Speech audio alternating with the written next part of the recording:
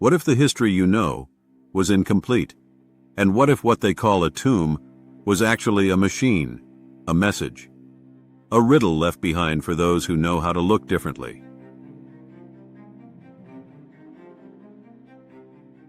Welcome to Lost Hypothesis, the documentary series that questions what official history chooses to ignore. Get ready to challenge everything you thought you knew, and most of all, stay until the end. You'll never see these ancient mysteries the same way again.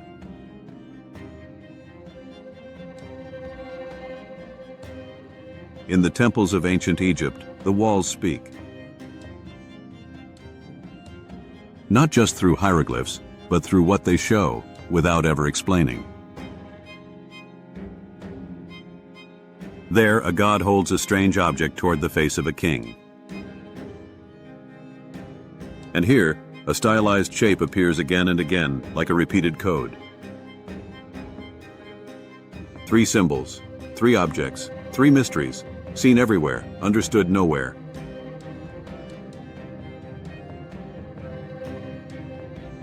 The Ankh, often known as the Cross of Life, is held by the gods, gently extended toward the noses of the pharaohs. Why the nose? What does this ritual gesture truly mean? Some believe it symbolizes the breath of life, a divine transmission, an invisible force flowing directly into the being. The loop of the Ankh bears a strange resemblance to modern antennas. It follows precise geometric proportions. Some researchers have suggested it might be a resonant device, designed to transmit a field, a wave, a vibration.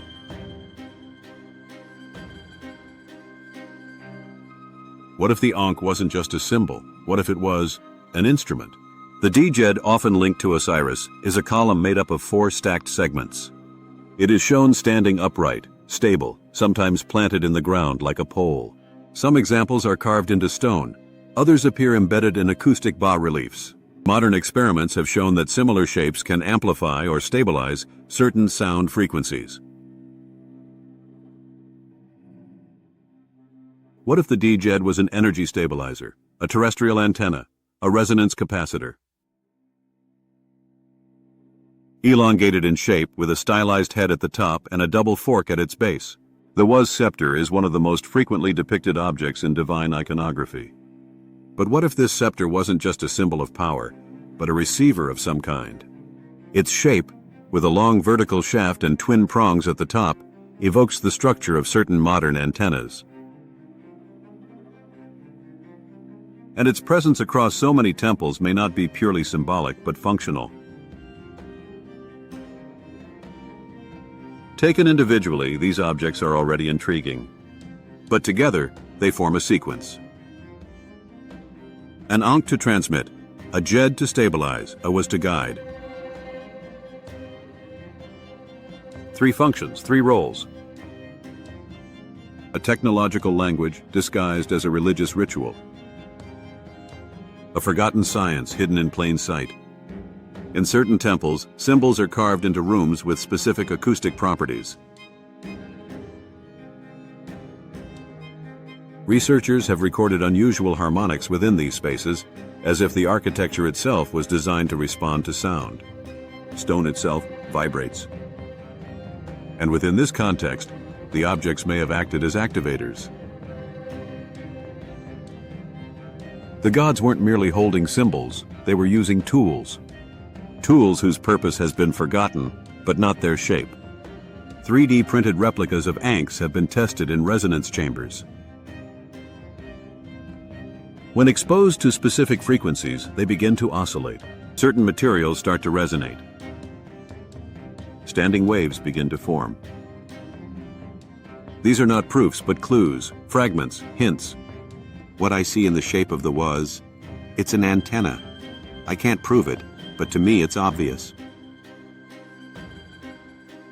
If an object like that existed today, I'd picture it held in one hand, picking up a field, relaying a frequency.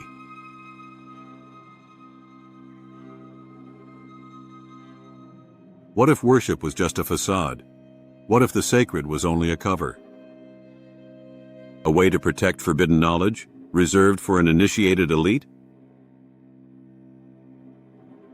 The priests within the temples were not just believers. They were the guardians of a protocol. And the rituals, sequences of activation? The knowledge was never lost. It was transformed, encoded in stone, in gesture, in form. And today, that lost language begins to speak again, to those who know how to listen, observe, and above all, to question. Blocks weighing from 20 to 80 tons.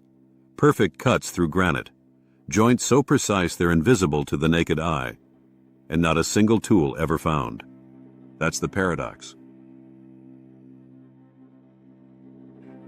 How can a civilization leave behind one of the most impressive monuments in history, yet not a single trace of the technology used to build it?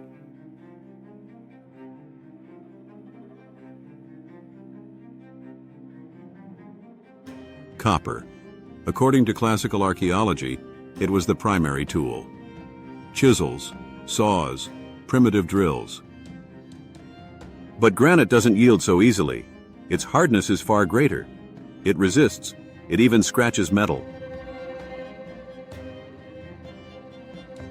Experiments have shown that a copper chisel collapses after just a few minutes on granite.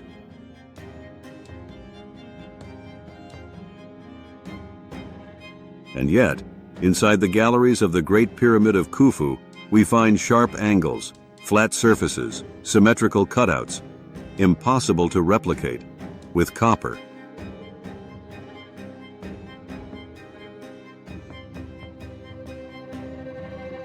On a construction site of this scale, you'd expect mistakes.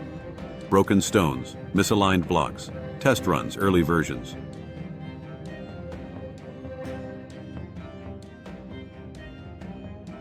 But no, everything appears to have been executed as if the builders knew exactly what they were doing. No trial and error, no prototype, just the result.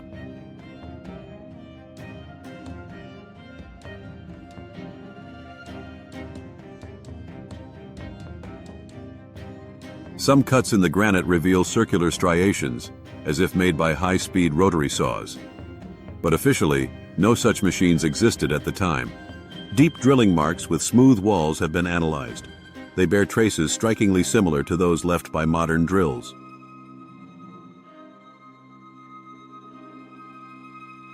So what was this technology? And more importantly, why is nothing left of it?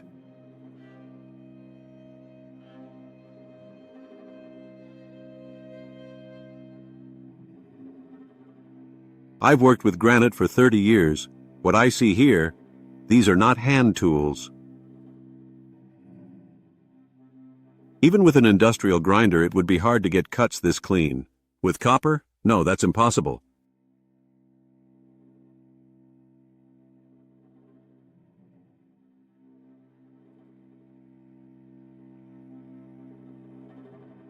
What if the tools weren't lost, but simply unrecognizable?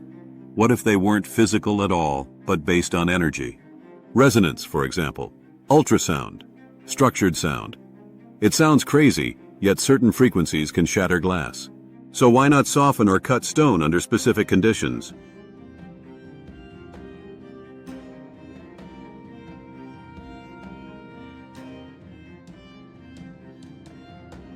Some independent researchers have tested specific frequencies on hard materials.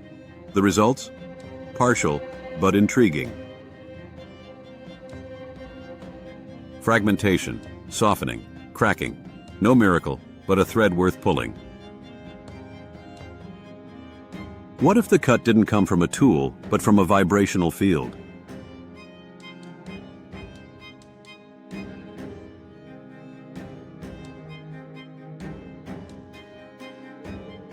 The ancients spoke of divine tools. The Djeser Djeseru, mentioned in ancient texts, may have housed objects that were lost, stolen, or deliberately destroyed. But what if these tools, described as divine, had truly existed? And what if they were hidden where no one could ever reach them? Not to protect them, but to erase them, to wipe out every trace.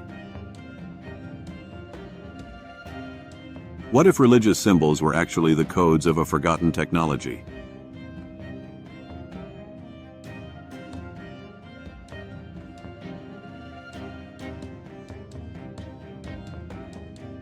Why does no official explanation hold up when confronted with the evidence on the ground? Why doesn't a single museum display a tool capable of reproducing what we see at Giza? Why this constant gap between the story and the facts? What if the absence of tools wasn't a historical oversight, but a strategy of erasure?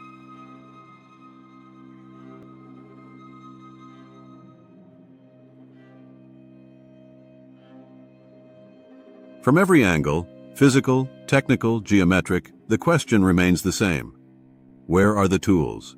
And what if those who built the pyramid weren't the ones history points to? Subscribe, and in the next episode, we'll dig even deeper.